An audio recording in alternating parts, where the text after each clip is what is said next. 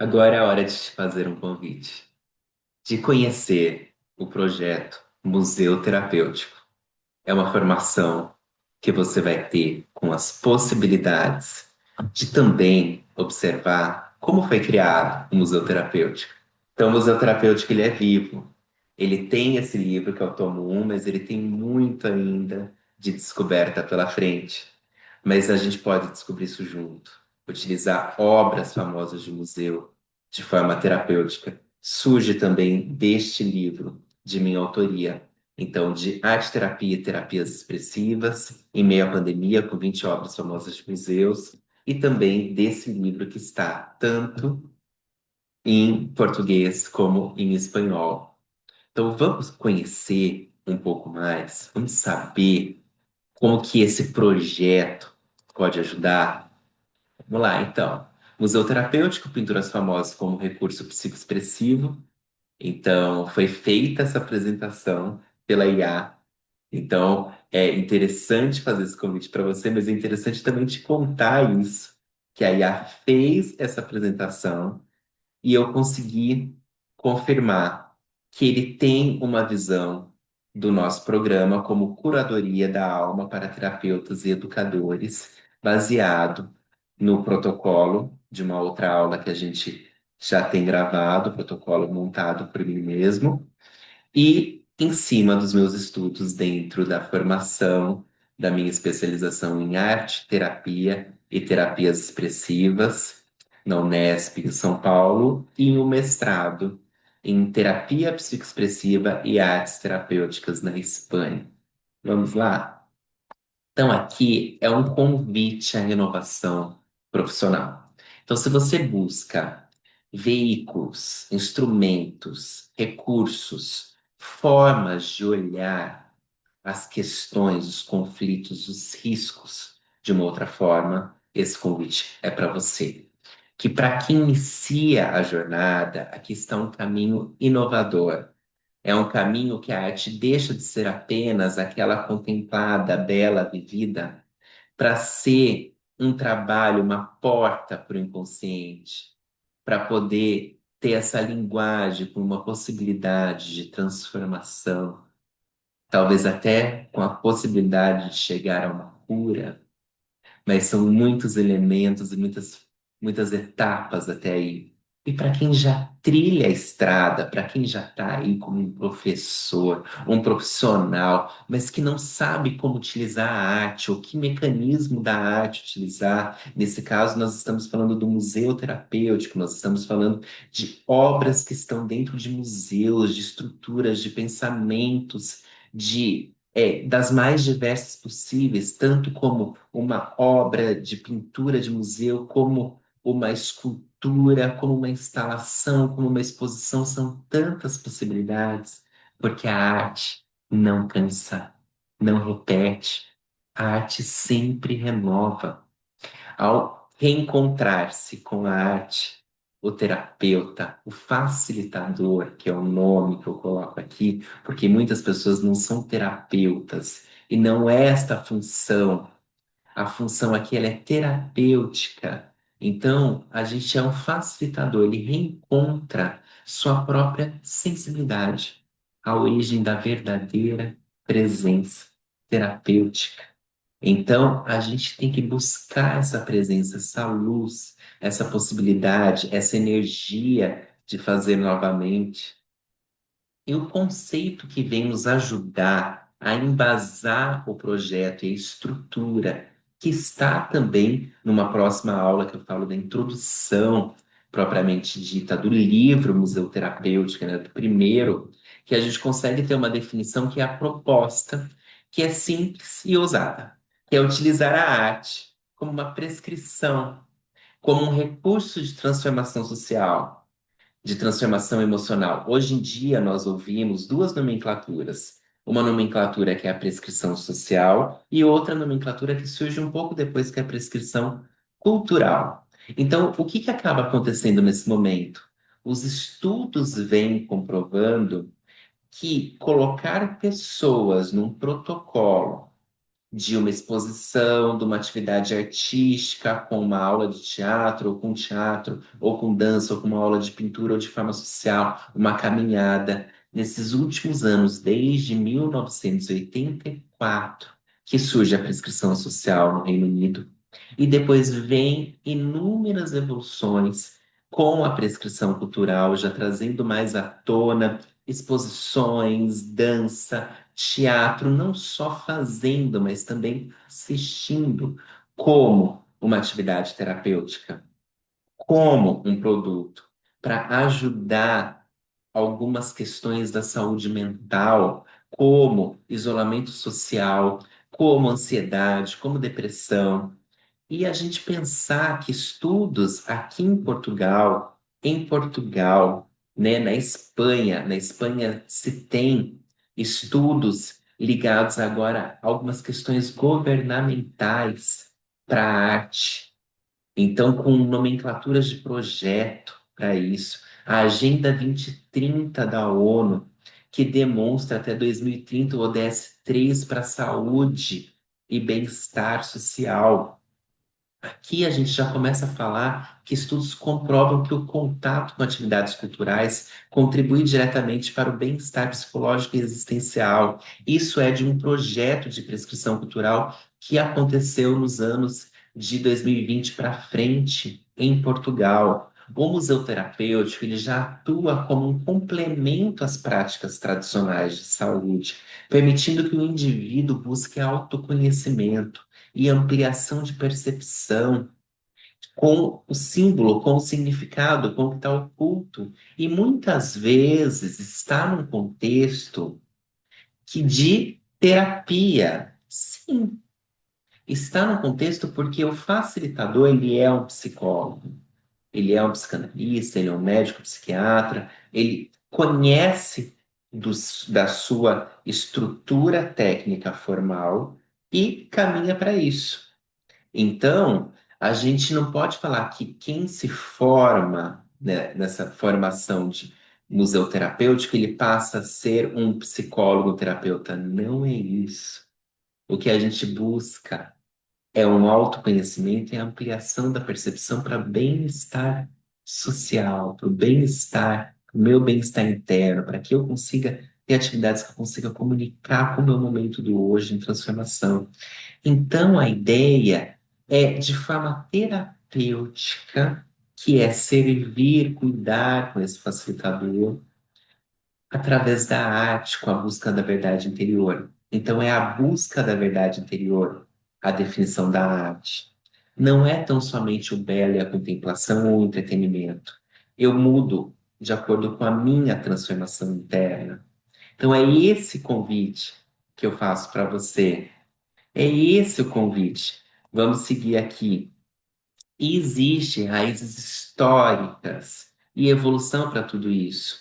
No pioneirismo brasileiro, a gente está falando da arte-terapia.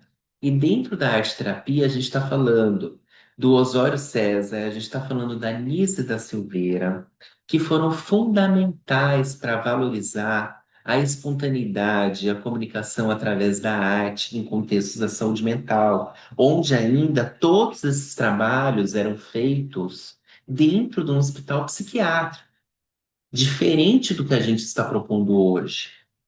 A gente está propondo em saúde mental, não na doença mental, na saúde mental do bem-estar social, do bem-estar psicológico, do bem-estar atual, para mim aqui e agora. E essa sistematização também tem bases ligadas, relacionadas de forma internacional com as artes terapêuticas com Margaret Naumburg, com as terapias expressivas com Edith Kramer, com a estrutura e as práticas demonstradas com a criação de toda essa linguagem antecedente à palavra, onde não se pensava de forma terapêutica primeiro com a palavra, sim, com a atividade artística em uma visão contemporânea também para nos ajudar, com Sarah Paim, com Gladys Jarreau, que é o foco que evoluiu para a objetivação da representação visual, a transformação da matéria, como o próprio elemento terapêutico, como a questão dos símbolos, como a questão dos signos. A gente pode falar de inúmeras questões. A gente pode falar de psicologia humanista, a gente pode falar de fenomenológica, a gente pode falar de filosofia existencial fenomenológica, a gente pode falar da questão de Gestalt, da parte experimental. Então, tem muitos caminhos que englobam tudo isso. E dentro de toda a estrutura, principalmente desse livro, que ele é uma estrutura pensada na terapia, no modelo de terapia psicoexpressiva, que ele é um modelo patenteado, que é desenvolvido pela psicóloga Marcele Pereira Ferraz. E o expressante protagonista, ele é ativo. O nosso expressante, ele é ativo, ele vai fazer de forma voluntária, ele vai fazer do jeito que ele quer, com um facilitador, demonstrando as estruturas e o caminho para que ele tenha mais sucesso, se é essa palavra que eu posso falar agora. Porque a base de tudo isso, a gente está falando de Carl Rogers com a psicologia humanista. A gente está falando da filosofia existencial, fenomenológica, também com Heidegger e com Nietzsche. A gente está falando dos pilares das neurociências, com a biologia da emoção, com tudo isso. A gente está falando das artes terapêuticas, com a expressividade artística, do fazer criativo. A gente está falando das terapias expressivas, como foi comentado anteriormente. E a criatividade, ela é um instrumento que integra a emoção, a intuição, o intelecto. São esses caminhos que a gente consegue ter para caminhar com a criatividade, com a inteligência emocional, com a produtividade que a arte pode gerar. E não com a arte como função só do entretenimento, mas para ela nos sanar, para que a gente consiga seguir em frente. E aqui a gente começa a pensar nas neurociências. Eu, como um neurocientista em especialização, eu posso falar para vocês que a questão está relacionada à amígdala com a emoção e ao hipocampo com a memória. Porque o mecanismo-chave, ele vai ser as experiências artísticas, elas estão diretamente relacionadas à regulação emocional e à memória. Então, esses dois campos do cérebro. Então, se a gente, né, observa dessa maneira, para que a gente consiga trabalhar e chegar a um caminho para a neuroplasticidade. O que que é a neuroplasticidade? Ela vai chegar no sistema nervoso, se adaptando a influências ambientais. A expressão artística, ela reforça essa capacidade da adaptação para uma questão de uma programação já pré-determinada, de uma padronização familiar, ou até mesmo em questões mais extremas, com bloqueios, traumas e por aí vai, sendo vital para a saúde mental e o aprendizado. Em conclusão, a arte não é apenas estética, ela é um estímulo neural. Ela reorganiza a experiência interna. Então, como visitar essa galeria do Museu Terapêutico? Como trabalhar como museu terapêutico?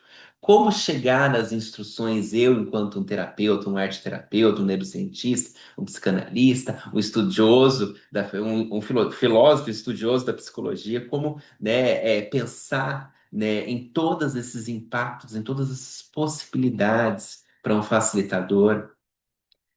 A gente apresenta aqui, dentro do livro, dentro desses dois livros, várias obras de arte. E por aí tem inúmeras, e dentro das aulas vem muito mais.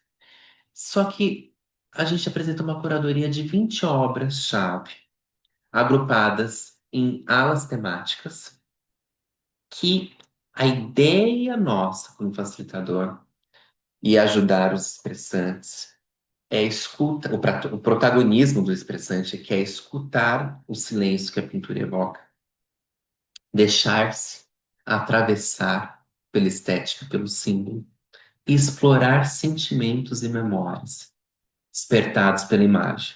O objetivo não é analisar a técnica pictórica, não é a história da arte tão somente, não é a interpretação da obra, e muito menos a interpretação da obra do expressante, mas usar a obra como um espelho ativo. É usar a obra de museu, aquela obra muitas vezes pode ser escolhida a pintura famosa para isso, para que faça esse caminho para chegar no valor na propriedade terapêutica que nós buscamos. Perdão. E para isso a gente tem a ala um que seria buscar, são várias, mas assim, aqui eu coloquei alguns elementos. Então, buscar a identidade e a percepção do eu. com as meninas do Velázquez, com Duas Fridas da Frida Kahlo, com a Bapuru da Tarsila do Amaral, chegar também em sentimentos, em emoções, em questões mais densas, ao caos, a dor, o trauma, com Guernica, de Picasso, com Grito, de Munch, com desespero, angústia existencial, com a parte da cabeça de Medusa, de Caravaggio, com horror, com intensidade, com essa estrutura emocional. Uma ala 3 já mais da serenidade, da contemplação, com tarde de Domingo de Serro, é, numa tarde, né, de Cerro, com serenidade e atenção, ou com a sutilidade da Moça do Brinco de Pérolas, ou até mesmo com a Ponte de Monet. Então, tem também A Noite Estrelada, tem vários outros que a gente está aqui nessa aula.